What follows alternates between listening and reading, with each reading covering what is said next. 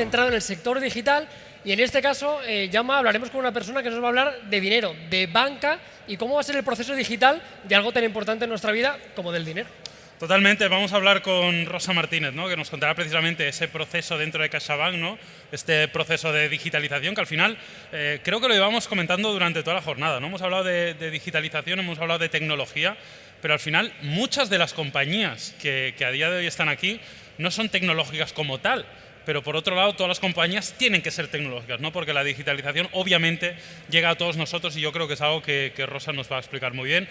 Agradeceros a todos, aprovecho también que estéis aquí ya hasta ahora. Veo muchas caras que las he visto prácticamente durante todo el día, que habéis aguantado aquí durante todo el transcurso. Y nada, con esto, Carlos, yo creo que podemos dar paso a Rosa y ya la penúltima ponencia, ¿eh? Así que… Todo tuyo.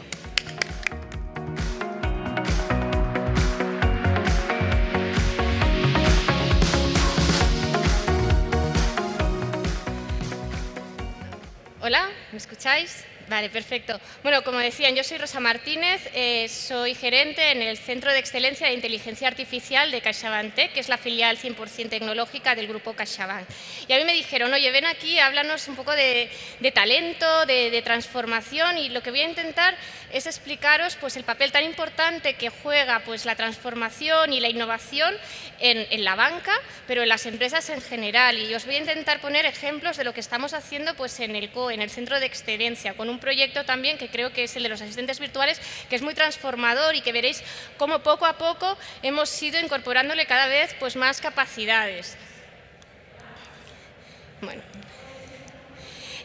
Datos. Esto, bueno, entiendo, es un evento local, todos conocéis a CaixaBank, pero simplemente quería daros dos cifras para que entendáis un poco, sobre todo después de la fusión con Bankia, cómo nos hemos quedado. Tenemos más de 21 millones de clientes y somos 51.000 empleados, por lo que para nuestras soluciones, lo que nosotros estamos haciendo, pues usuarios finales, tanto de clientes como de empleados, no nos faltan. Y otro dato que a lo mejor vosotros no sabéis y que yo tampoco era consciente cuando entré en CaixaBank, es que pues, es una entidad muy innovadora y bueno, pues tenemos pues, múltiples premios y reconocimientos pues, que lo van evaluando. Y hoy os he querido traer un timeline de los diferentes hitos dentro de la banca que nosotros fuimos logrando y cómo fuimos haciendo ese salto del jump to digital, ¿no? que tenemos ahí, que comentamos en el evento. Por ejemplo, oye, los cajeros automáticos en el 79, pues es que antes no había cajeros automáticos y la gente pues, bueno, iba a la oficina pues, para sacar el efectivo. O los ordenadores personales, algo que ahora es tan básico. Los introdujimos nosotros en 1984 dentro de las oficinas y al principio no todos los empleados de la oficina sabían utilizar un ordenador. Teníamos una figura que era el súper experto, el terminalista, que era el que sí que sabía utilizarlos. ¿O qué más tenemos? El primer cajero con contactless, que esto llegó en el 2012, una tecnología que ahora pues, está en la orden del día y sobre todo con la pandemia que vas con el móvil pagando. Pues bueno, allí pues, fuimos los primeros en el mundo en introducir un cajero con contactless, que parece como algo que tendría que ser pues ya, bueno, obvio, ¿no? Y de los cajeros con contactless pues pasamos a los cajeros con biometría facial, con los que puedes sacar pues, dinero por la cara. Y esta transformación constante pues también la podemos ver pues, en lo que sería el mundo de data y de inteligencia artificial, que es donde yo estoy. Desde lo que fue el lanzamiento del proyecto de Datapool, que es el Data Lake de CaixaBank, que esto lo hicimos en el 2013, hemos ido añadiendo cada vez más capacidades analíticas y de tecnologías de IA para ir poco a poco creciendo. Y esto, pues, poquito a poco, es paso a paso. Y esto es igual en todos los aspectos de la vida. Por ejemplo, en el 2014, yo en aquel entonces estaba en el área de innovación. Yo cuando entré en CaixaBank, de hecho, el área del COE, de inteligencia artificial, no existía. Estábamos en innovación y nosotros íbamos haciendo nuestras POCs y mirando el estado del arte. Y una de las cosas que hicimos fue hacer una colaboración con IBM para enseñar a Watson a hablar castellano. Y mientras que lo estábamos haciendo, pues entendimos más de primera mano cómo funcionaban todas lo que eran las tecnologías cognitivas y pudimos ver pues, cuáles eran sus pros, sus contras, cuál era el estado del arte realmente en ese momento. En aquel momento, que es que ahora parecen cosas que parecen increíbles, pero no había API.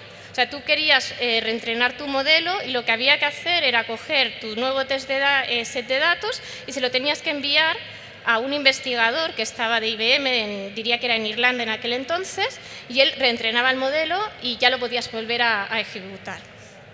¿O qué más hicimos? En el 2017, dentro de la entidad, se decidió reforzar todo lo que era la pata de BI, se montó una empresa que es CaixaBank Business Intelligence. Y también en aquel entonces fue cuando del área de innovación surgió esta spin-off en la que yo estoy, en el COE de inteligencia artificial, que inicialmente nos llamábamos Cognitive Computing, pues porque, oye, molaba más cómo sonaba, nos pareció que era más divertido. Y ahora, pues, ¿dónde estamos? Pues seguimos haciendo muchísimos proyectos en este sentido. Somos más de 250 data scientists dentro de la entidad, en el grupo, y tenemos más de 200 proyectos de este tipo, tanto de analítica de datos como de lo que sería IA en particular. Y bueno, y seguimos creciendo, lo que nos queda todavía por hacer, que trabajo no nos falta. Pero ¿cómo se consigue esto? Os vais a preguntar, ¿no? Pues para mí, realmente la clave somos las personas que estamos detrás de todos estos proyectos, que los piensan. Es que da igual que sea inteligencia artificial, que pienses en las máquinas, hay alguien ahí detrás que está pensando cuál es el caso de uso, cómo lo puedo aplicar, cómo lo desarrollo, tengo que hablar con unos, con otros, tengo que convencerlos, ¿no?, de que esto tiene sentido, tengo que entrenar el modelo, o si no es supervisado, pues tengo que pensar cómo hacerlo, lo tengo que programar. Es decir, ahí hay personas detrás de toda esta tecnología. ¿Y qué más hay? Hay una cultura organizacional que la apoya. Eso también es muy importante. Si tú tienes la suerte de estar en una empresa que apoya toda esta transformación e innovación continua y que la sostiene, la promueve, bueno, siéntete afortunado, pero bueno, hay muchas empresas que realmente lo están haciendo. Nosotros tenemos esa suerte, ¿no?, en CaixaBank, y es importante porque al final son las bases, es el cimiento para que realmente puedas hacer estos proyectos. ¿Y qué más? Talento, ¿no? El talento de las personas, las habilidades, esto de que decimos también obviamente no ya, non raya, ¿no?, que dicen, pero sí que hay, siempre hay algo. Es decir, cada uno, esto también es otro consejo, tenemos que ser conscientes y autocríticos de qué es lo que a mí se me da bien, qué es lo que quiero potenciar, esto potencialo, ¿no? Y del resto aprende, ¿no? Es decir, si te gusta un tema o crees que es necesario que cojas habilidades, fórmate, que la formación está para eso, y aprende también de tus compañeros. Eso también es muy importante, de todo tu equipo, porque aprendes de las personas con las que estás trabajando. Al final en el trabajo estamos muchísimas y muchísimas horas y hay que aprovecharlo. ¿Qué más? La retención del talento. Esto también es muy importante, ¿no?, porque tienes mucho talento dentro de la empresa, pero tienes que tener carreras profesionales que las apoyen y que realmente las promuevan y con las que realmente la gente se sienta, ¿no?, se sienta a gusto y quiera continuar. Y también hay que formarse, tanto a nivel de la organización, pues que obviamente te den una formación adecuada a tu carrera profesional, como tú mismo, ¿no?, que pues bueno, existen cursos, y también a través de lo que comentaba, de las personas con las que estás trabajando. Yo creo que se aprende muchísimo trabajando. Equipo. Para mí el equipo es fundamental, porque un individuo puede hacer muchísimas cosas y puede ser, vamos, muy válido, pero lo que es un equipo, cuando tienes un equipo de personas potente, es cuando realmente puedes conseguir un proyecto que realmente sea transformacional, que vaya un paso más allá. Y hay que saber trabajar en equipo. Esto es algo que, si no os gusta trabajar en equipo, bueno, seguro que hay algunos tipos de profesiones en los que aún puedas estar trabajando a modo solitario. Pero para mí es muy importante, y respetar al equipo con el que tienes, entender cuáles son sus puntos fuertes, ¿no? Y sobre todo si tienes la suerte de tener un buen equipo y complementarte, porque es que entonces las cosas, pues bueno, rueda todo. ¿Qué más? Entorno agile y centrado en el usuario. Un entorno dinámico en el que no construyas catedrales que luego sean inservibles. Tienes que intentar siempre pensar, pues esto, en el formato MVP, que es lo mínimo que puedo hacer y que pueda demostrar que esto funciona. Y a partir de ahí vamos construyendo. Y si nos equivocamos, no pasa nada, porque hemos construido algo pequeño y volvemos a empezar, porque de innovación también te puedes equivocar. No siempre lo que has pensado es lo que va a salir bien. Y bueno, con esto, por ejemplo, les pasa muchísimo en el mundo de emprendeduría. Y por último, que quería destacar la motivación. La motivación también es muy importante porque es todo bueno, si tienes un equipo que está motivado, se va a esforzar al máximo por conseguir los objetivos que tienes detrás. Entonces lograrán lo que ellos quieran. Y esto como nosotros pues lo hacemos en el COE de CaixaBank Tech. Pues nosotros lo que hacemos es, nos fijamos un poco en los tipos de proyectos que tenemos y en función de eso pues nos vamos adaptando, ¿no? La manera de trabajar según esas necesidades. Por un lado tenemos lo que sería más el entorno de co-creación. Por suerte, una buena parte de nuestro trabajo es pensar ideas, casos de uso que puedan tener sentido a nivel de toda la organización. Entonces, para ello, ¿qué es lo que hacemos? Pues observamos qué es lo que están haciendo los otros, observamos qué es lo que está saliendo a nivel académico. Por suerte, también en el mundo de la inteligencia artificial es un mundo que está súper cercano, lo que sería académico, científico, con industria, con aplicación a la industria. Y muchas de las cosas que están en research es que directamente nos las llevamos. Esto en otros ámbitos, bueno, yo soy de telecos, no pasa. Pero en IA sí. Entonces, esto es una suerte porque puedes estar súper cercano a este mundo académico y estar consumiendo todo lo que va saliendo. Y con todo esto, ¿qué hacemos? Pues nosotros montamos pruebas de concepto que nos sirvan tanto pues para validar una tecnología, porque a veces lo que hay que hacer es eso, es validar. ¿Esta tecnología realmente está en un punto en el que yo la pueda consumir en la empresa o todavía está en el estado del arte es que todavía no lo puedo utilizar? También hacemos pruebas de concepto pues para ver si realmente esta tecnología que funciona muy bien la puedo aplicar dentro de la organización y si tiene sentido. Y lo acabamos validando pues, con usuarios finales, entendiendo cuáles son sus necesidades. Y también hacemos pues, workshops de co-creación con ellos, con los usuarios finales, con los empleados o con clientes, para intentar entender cómo podemos ir más allá y conseguir que la inteligencia artificial escale dentro de lo que sería la organización. Por otro lado, tenemos otro tipo de proyectos, que son los que llamamos la Factory, que son proyectos al uso, que nosotros estamos seguros de que sabemos hacerlos, ya sea pues porque los hemos hecho antes o porque los hemos estado validando en el lab, en la parte de co-creación. Como ya los tenemos probados, pues pim pam, los vamos haciendo. Aquí también estaría todo lo que sería la parte de mantenimiento y reentrenamiento de los modelos. Y luego, por último, tenemos una capa que para nosotros es muy importante, que es el core cognitivo. Es asegurarnos que todo lo que hacemos sea lo más reutilizable posible, industrializarlo, porque de esa manera es como realmente podemos crecer, poder ofrecer servicios a escala. Es decir, si tú montas un clasificador, pero lo haces de una manera en la que luego, a la que salga otro caso de uso, lo puedas reutilizar, te va a ser todo mucho más fácil. ¿Qué más? ¿Y esto cómo se ejecuta? ¿Qué tipos de perfiles necesitamos? Os podríais pensar que como estamos en el COE de inteligencia artificial, nuestros perfiles necesarios todos somos data scientists y data engineers, ¿no? Esto es, es lo que se lleva además. Pero no es así, mirad. Por un lado tenemos lo que serían los data translators o AI translators, que nosotros llamamos, porque como estamos en el mundo de la inteligencia artificial, no siempre se trata directamente de data.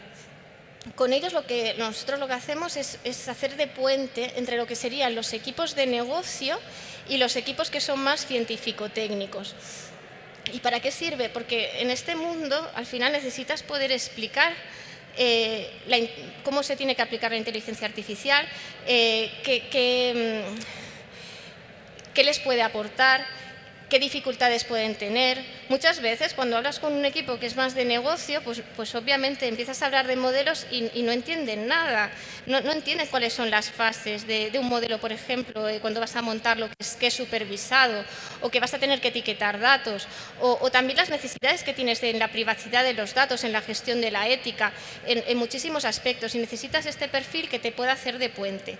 ¿Y qué más necesitas? Pues estamos hablando de proyectos agiles, pues muchas veces necesitas la figura del product owner, que vele por todo el backlog, porque toda la visión estratégica que tiene de su producto se vaya cumpliendo y va decidiendo pues, cuáles son las prioridades, qué es lo que se puede mover y qué es lo que no. O también necesitas, obviamente, pues, los arquitectos y los technical solutions y, obviamente, los software developers. Sin ellos estás perdido.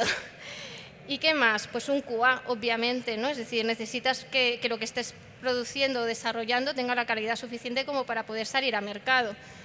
O un trainer o un lingüista, estamos hablando de modelos de machine learning en muchos casos, ¿no? Pues esto hay que entrenarlo de alguna manera, habrá que etiquetar los datos, tanto para ponerlo en producción como luego para el posterior mantenimiento. un equipo de soporte. Cuando el proyecto lo has lanzado, si salen dudas o si hay una incidencia, necesitas a alguien allí, ¿no?, detrás que pueda ayudar.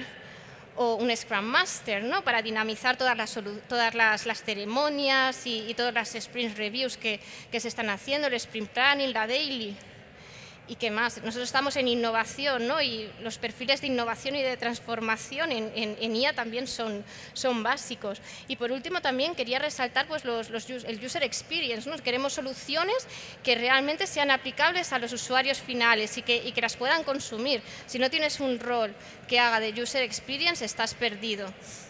Con esto yo creo que habéis podido ver que hay un montón de variedad de perfiles. Por favor, no tengáis en cuenta si vuestro perfil no está aquí, porque es simplemente un ejemplo y me lo puede haber dejado, y además es el mundo de inteligencia artificial y muy enfocado a lo que sería el desarrollo de los proyectos. Pero con lo que quiero que os quedéis es con la necesidad de estos perfiles que son interdisciplinares y también, bueno, también que pensáis que en la práctica muchas veces a lo mejor hay una persona que puede hacer más de un perfil a la vez, porque con sus habilidades y su talento, ¿no?, que estábamos comentando antes, tiene capacidad para hacer más de uno, pero sí que se necesita conjugar todos estos perfiles para poder hacer este tipo de proyectos y llegar a hacer cosas que realmente sean transformacionales en la organización.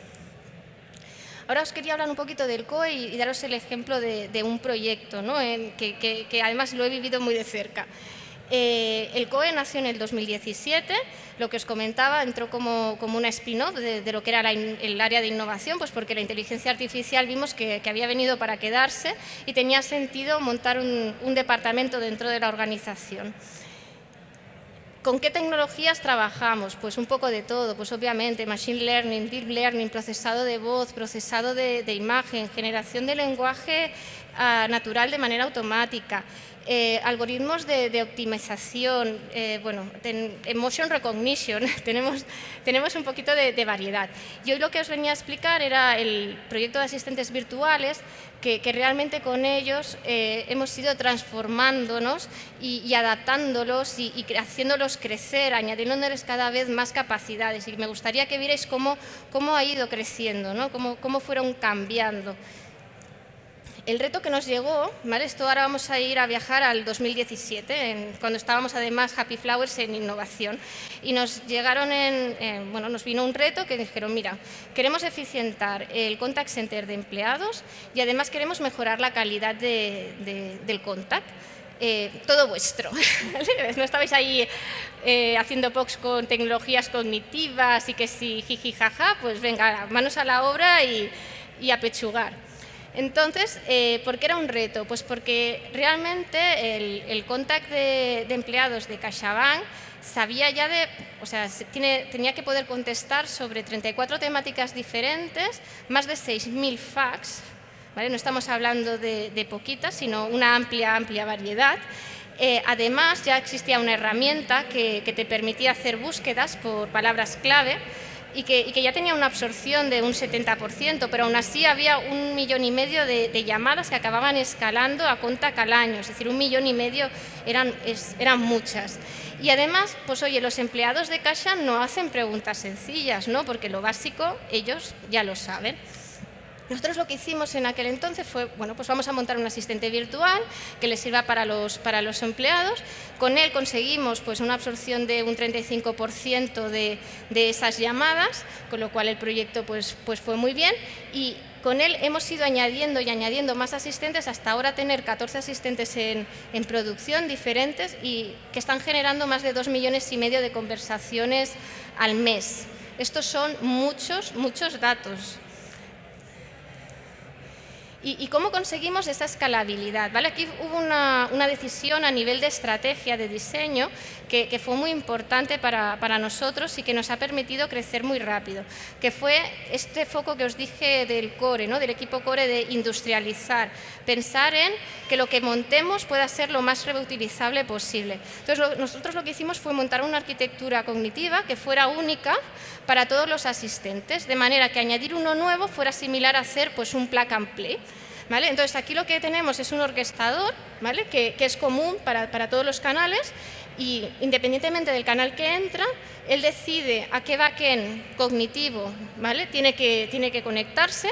Hay backends que son externos, por ejemplo, tenemos el Watson Assistant, que trabajamos con ellos, pero hay otros que nos hemos montado nosotros. Tenemos clasificadores propios pues, para el área, tenemos detectores de idioma, tenemos algunos componentes que los hemos hecho en colaboración con universidades, como por ejemplo un buscador ontológico.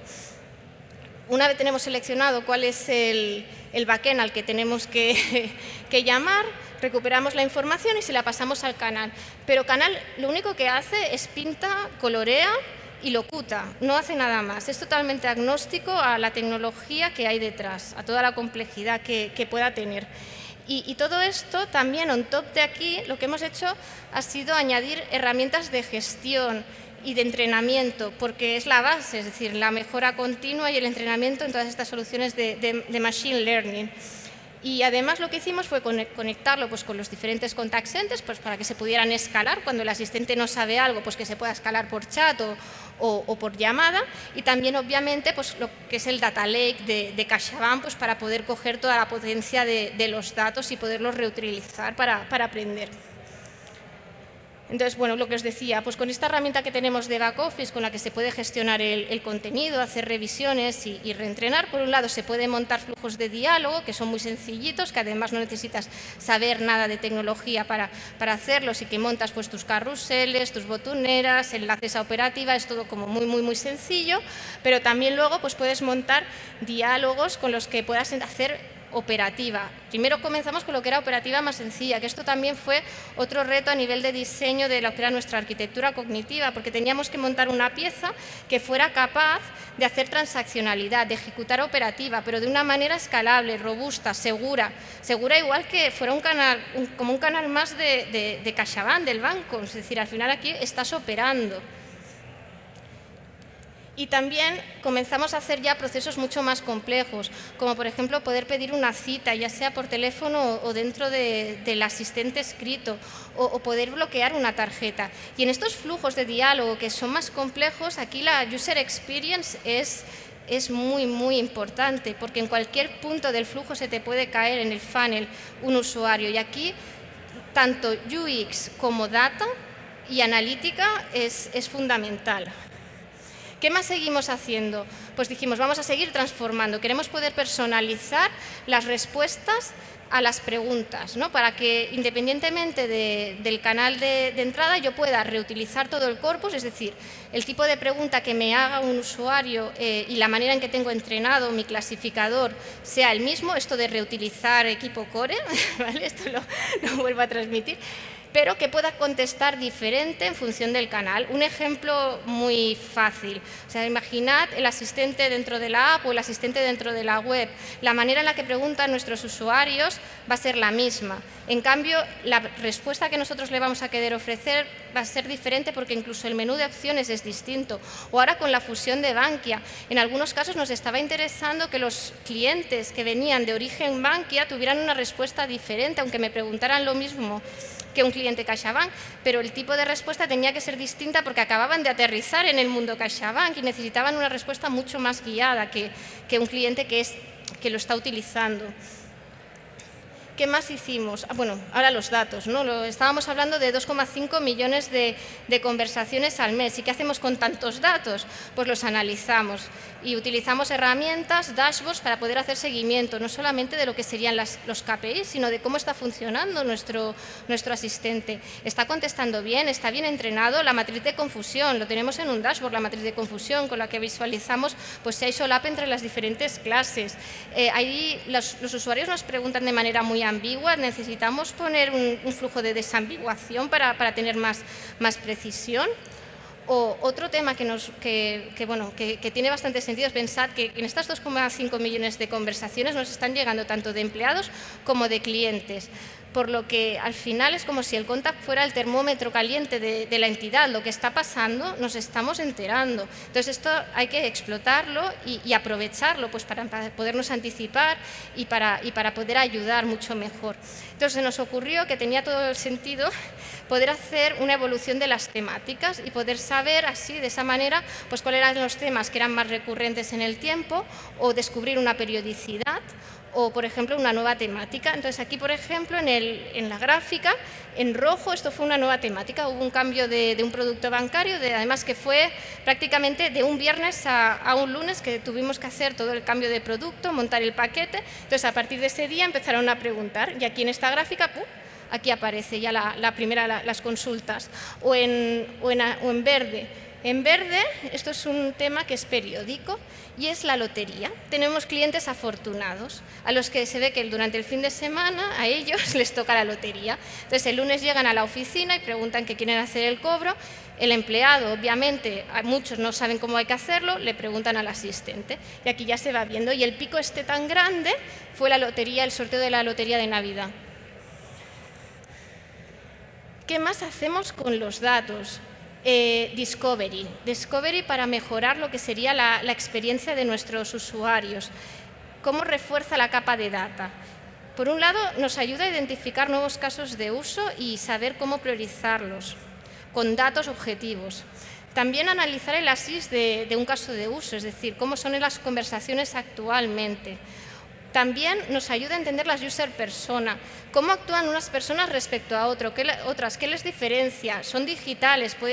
Obviamente, el tema de la digitalización diferencia muchísimo la manera en la que una persona es, pero también, pues, por ejemplo, nos diferencia el tipo de segmento, los que son más millennials, los que no lo son.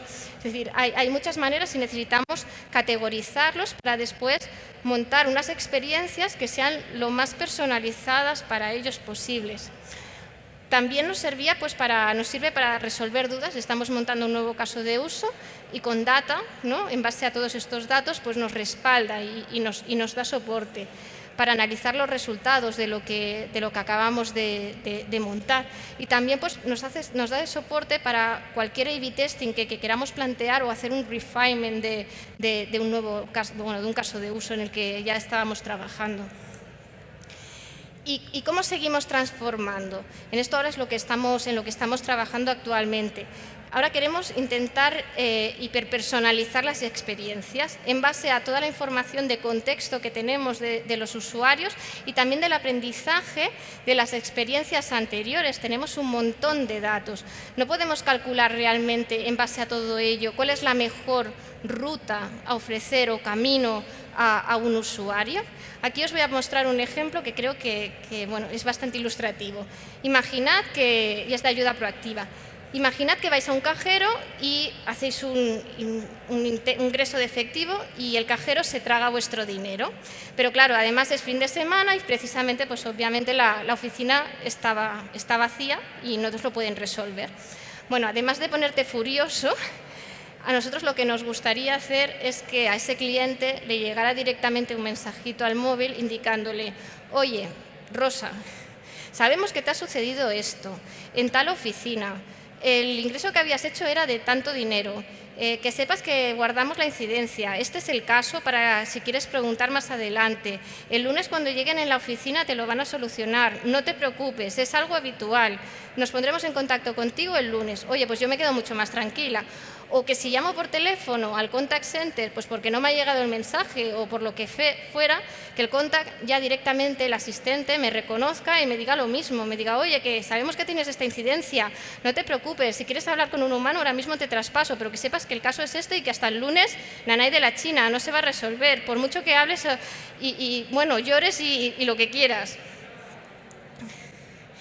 Esta solución, por cierto, la estamos haciendo, no sé si vosotros sois muy techies o no, la estamos haciendo con ella y en streaming y la verdad que nos está quedando súper potente, da para una charla entera. No os preocupéis que me voy a callar ya enseguida, pero bueno, espero que en otra oportunidad os la pueda explicar. Y aquí, por último, os quería mostrar un poquito a modo resumen nuestra escalera. Cómo poco a poco, ¿no? En el caso este de los asistentes, hemos ido añadiendo más funcionalidad, ¿no? y hemos ido creciendo. Si os acordáis, comenzamos con el asistente este que solo contestaba fax, pero que tenía una arquitectura que era bastante sólida para poderlo reutilizar. Le añadimos las operativas que eran más simples, después las complejas, en las que la UX y el dato, la pata de data era muy importante. Ahora estamos trabajando en que se anticipe y que te ayude y que además incluso antes de que tú le preguntes te pueda dar la información y que te pueda hablar de tus finanzas y que te aconseje, ¿no?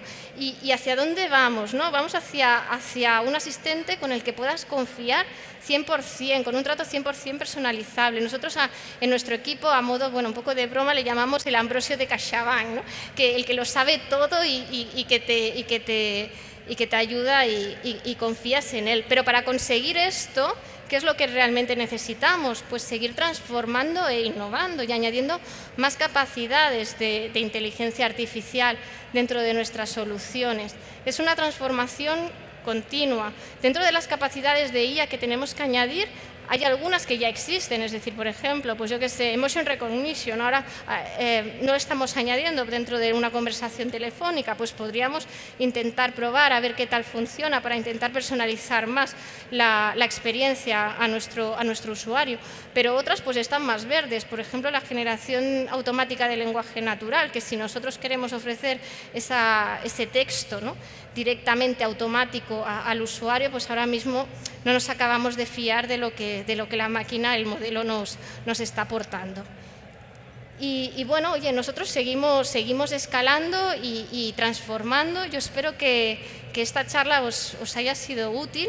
No sé si conocéis a este señor, esta foto os parece, no creo, ¿no? Es Tommy Caldwell escalando de Downwall. Si tenéis oportunidad, mirad algún vídeo en YouTube, porque hay algunos largos que hizo que son brutales. Pero bueno, ahí estamos, en este proceso de transformación continua. No sé si tenéis alguna duda o queréis preguntarme algo. ¿No? Oye, mira, es que no oigo, no sé si puedes... O sea, no tenemos micros de mano. Ya, es que me habían dicho que en principio no sé, pero no lo podía evitar. Carlos puede reproducir la pregunta en su micrófono para que lo escuche todo el mundo.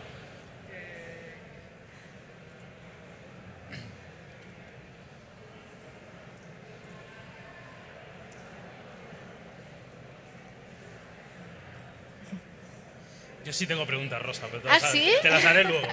Vale, uy. Es el tema de la seguridad con el reconocimiento facial. Mira, nos pregunta aquí el compañero que antes ha puesto un slide en el 2019 referente a la inteligencia artificial en CaixaBank enfocado con el reconocimiento facial, ¿no? Sí. Una de las formas de acceder. Y la pregunta que tenía era sobre las posibles vulnerabilidades a nivel de seguridad que eso podía tener. ¿Qué retos igual tuvisteis que pasar para solucionar algo que igual hay dos personas que se parecen? Bueno, sí. A ver, pensad que nosotros, nuestro equipo de seguridad dentro de CaixaBank, no os podéis imaginar, es muy potente y para hacer cualquier cosa y sacar la producción, no os podéis imaginar todo el proceso que tenemos que pasar. Se realiza doble autenticación, bueno, está controlado, luego si quieres te comento, pero no os preocupéis, que os puedo dar fe, en serio, estando dentro del equipo técnico en CaixaBank, que a nivel de seguridad es brutal. O sea, no se les pasa nada. ¿Hay alguna pregunta más? Podemos aprovechar para lanzar alguna pregunta más desde el público. Si alguien tiene la pregunta, Carlos, por favor, la dices en voz alta. ¿Alguna más? Tímidos. Ahí ya está. Siempre dices tímido y hay uno que levanta la mano.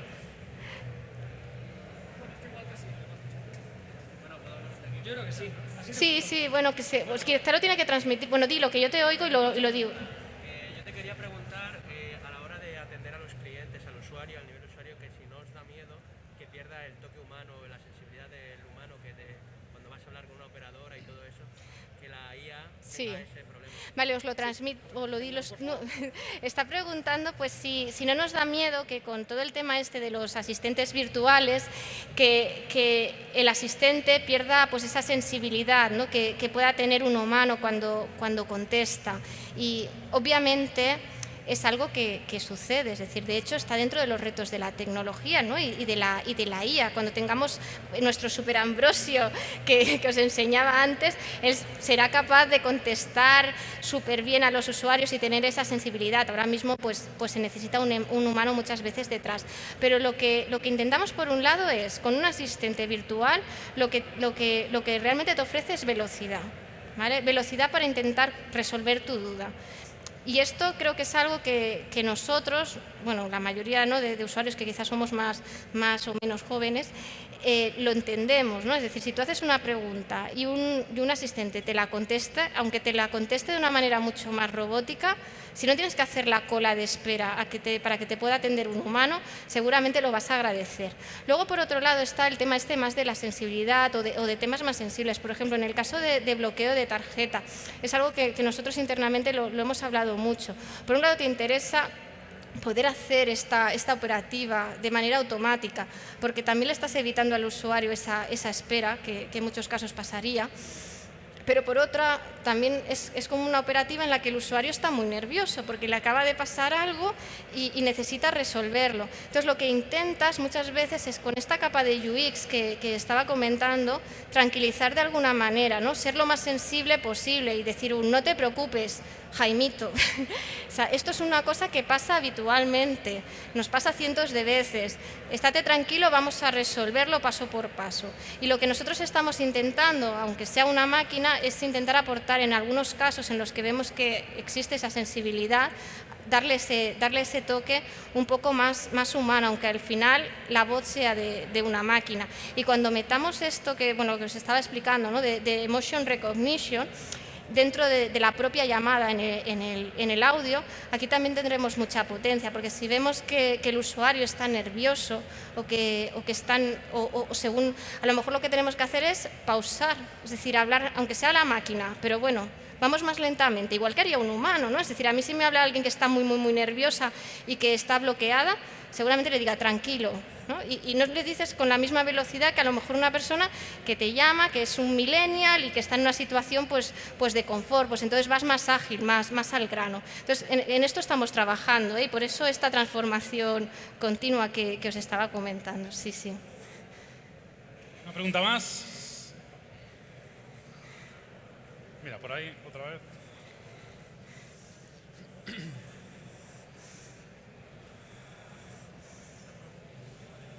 ¿Hasta qué punto llega? Es decir, si hay asistentes virtuales, si hay tanto reconocimiento facial, ¿cómo el usuario, en el momento que entra, Tiene la garantía de que esos datos no van a acabar en manos? Una pregunta larga, ¿eh? Sí, madre mía.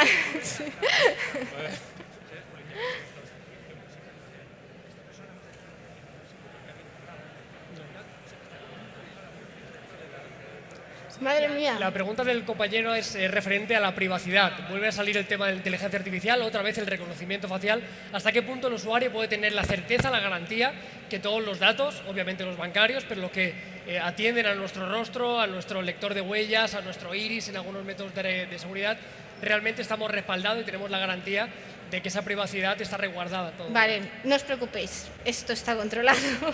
Tenemos la GDPR, que es toda la normativa que es necesaria que el usuario, el cliente, acepte para poder utilizar todos esos datos. Con lo que si no se ha cumplido la GDPR, no se va a poder hacer. O, por ejemplo, a veces está recogido dentro de la GDPR o de algún tipo de cláusula que el usuario vaya a firmar. Pero vamos, nosotros no recogemos ningún tipo de información, ni vendemos datos, esto está prohibidísimo de los usuarios. Rosa, mientras... Uy. Sí. La pregunta no termina, ¿eh? No ha terminado, no. Yo, mientras tanto, si quieres, hay una pregunta que se me venía a la mente, ¿no? a Mientras ver si me estabas haciendo un consiguen poco tu dar el charla, micro y que es un poco sobre cómo has llegado tú donde estás, ¿no? Que nos cuentes un poquito cuál ha sido tu trayectoria para llegar al puesto donde estás, que yo creo que, bueno, a gente que le puede resultar interesante como un ejemplo de trayectoria profesional. Vale, bueno, a ver, yo soy ingeniera de telecomunicación, estudié aquí en la UPC, en Barcelona, y mientras que estaba estudiando en aquel entonces se podía hacer un máster que yo lo hice en tecnologías de lenguaje y habla, en el que hacía pues, bueno, temas de inteligencia artificial, también hacíamos temas de estudiaba, sí, bueno, era lingüista, bueno, asignaturas de esa carrera, también de psicología, es decir, hacías un poquito de variedad en ese ámbito. Entonces, haciendo este máster, pues tuve la suerte de poder ir a hacer pues, lo que era el proyecto final de carrera, que coincidía con el final de máster, porque en aquel entonces se podía hacer, a Berkeley, en California. Y allí estuve en un centro de investigación, pues investigando en temas de voz, lo que para mí pues, bueno, fue una súper oportunidad, porque había unos pedazos de investigadores allí que no veáis, ¿eh? Es decir, lo tengo como una muy buena experiencia en la que trabajé mucho, pero aprendí un montón. Y cuando volví a Barcelona, vi que yo a nivel de research no me veía investigando directamente, que yo me veía más haciendo tareas de gestión, pero que estuvieran relacionadas con investigación. Entonces decidí meterme en una consultoría y aprender ahí pues, gestión de proyectos, porque pues, cuando estaba en la carrera pues, yo no tenía ni idea. Estuve trabajando allí, no sé si fueron 2 o 3 años. Además, allí lo que me sirvió a mí era en Accenture. Fue para trabajar en proyectos. Tuve la suerte porque había algún compañero mío que estuvo trabajando en proyectos que eran más pequeñitos. El mío era gigante. Viajábamos por el mundo haciendo el proyecto y me sirvió pues para vivir una experiencia muy diferente. Pero de ahí yo me vi que yo lo que quería realmente era seguir tocando un poco la parte más techy, a mí me gustaba mucho el tema de voz, de innovación y me metí en una startup en Barcelona que hacíamos temas de biometría de voz, de biometría facial también y que hacemos también aplicaciones móviles. Pero esa startup, pues oye, íbamos un poco antes bueno, esto era en el 2008, que la tecnología de toda la parte de biometría facial pues era muy incipiente, también la parte de aplicaciones móviles, yo creo que tampoco supimos gestionarlo muy bien y la startup cerró.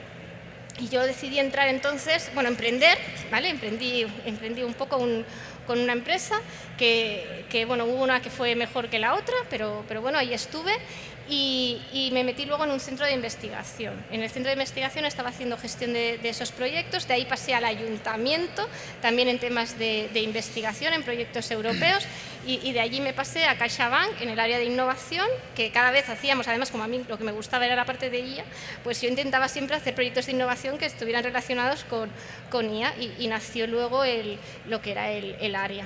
O sea que, bueno, no sé, ha sido una trayectoria así un poco cambiante, he ido moviéndome mucho, que también esto os lo recomiendo, ¿no? Es decir, el poder aprender, el ver diferentes perspectivas para ver qué es lo que realmente te gusta. Y luego también lo que también os digo, es decir, que yo creo que el que la sigue, la consigue, te tienes que esforzar.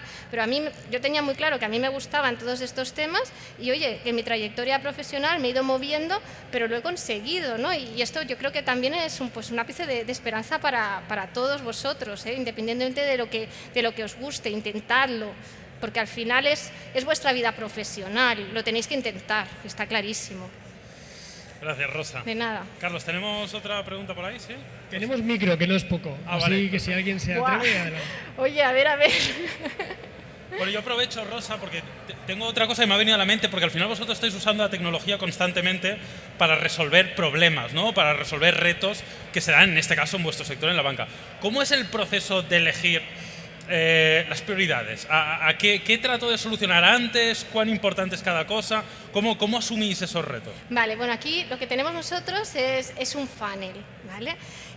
Incluso también cuando estábamos en innovación también servía. nos montamos un backlog, ¿vale? De cada vez que se nos ocurre cualquier cosa, pues vamos apuntando, añadiendo más temas en el backlog. Además de nuestro equipo, que somos unos súper motivados todos, no veáis la de cosas que se nos ocurren, si por ideas no será. Y entonces luego intentamos priorizar. Y para priorizar lo que utilizamos son una serie de indicadores. Indicadores, por un lado, de negocio, ¿vale? Es decir, el retorno de la inversión, eso está claro.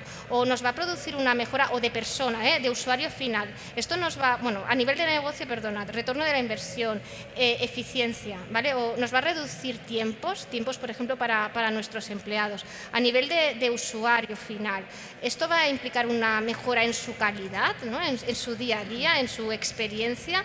Le vamos a ayudar. Esto también es un factor súper importante. También miramos lo que sería el impacto de esta transformación que estamos haciendo. Gracias a esto, oye, nos va a ser una mejora reputacional.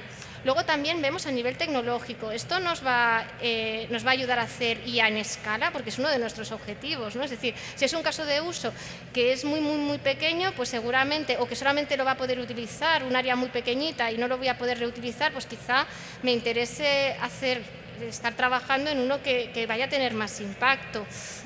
O, bueno, es que hay bastantes indicadores según el proyecto. También hay veces que lo que nos interesa es hacer un proyecto que sea transformacional, porque queremos hacer algo disruptivo, ¿no? Pues a veces esto también puede ser uno de nuestros indicadores. Pero sobre todo lo que intentamos siempre primar es mejora de experiencia de usuario y retorno. Rosa, te voy a hacer yo una pregunta desde aquí. Aquí sí. Carlos de Topes de Gama. Siempre quería hacer esto, una ronda de preguntas, llama, no me mire como si estuviera loco. Antes hemos visto un gráfico de la inteligencia artificial, cómo lo aplicabas en CaixaBank, en tiempos un poquito más antiguos, ¿no? Cuando veíamos lo del cajero que decías, lo de pagar con contactless, que todo lo tenemos súper asumido a día de hoy. ¿Y cuál sería el siguiente gran paso que estás viendo ya que estáis dentro, si lo puedes contar evidentemente, en relación con la inteligencia artificial, que tú digas, ostras, mira, los tiros van por ahí, en los próximos años vamos a poder ver algo tangible que a nivel de banca va a suponer una pequeña revolución? Sí se puede contar, claro. Bueno, yo lo único que os puedo decir es que es un proyecto en el que estamos trabajando, que son aplicaciones 100% cognitivas, ¿vale? Es decir, que cambien la manera en la que nosotros trabajamos o que nos relacionamos tanto a nivel de empleado con el banco como de cliente con el banco. Perfecto. Y estamos trabajando en ello, pero está en una fase muy de lab. Entonces, bueno, a ver si conseguimos que traspase, ¿no? y que nos vayamos hacia Factory. Una pregunta más por aquí. Vale, ahora sí. Quería preguntaros en CaixaBank cómo afrontáis los temas de ética del algoritmo, diversidad en los algoritmos, que es tan importante. Sí. Bueno, estamos de hecho dentro de uno de los grupos de ética para IA y tenemos una participación bastante activa. Hacemos revisión, tenemos un equipo dedicado en parte de su tiempo a hacer esta revisión y para nosotros es bastante fundamental, sí. ¿Alguna más? ¿Alguien más? Te quejarás de preguntas, ¿eh, Rosa? No me quejaré. Yo le he preguntado, digo, oye, ¿me van a hacer preguntas? Y me dice, no van a ver, porque no están habiendo. Pues mira. Bueno, Rosa, pues muchísimas gracias. Gracias por tu ponencia, que hemos aprendido un montón. Así que, gracias. A vosotros. Gracias, Rosa.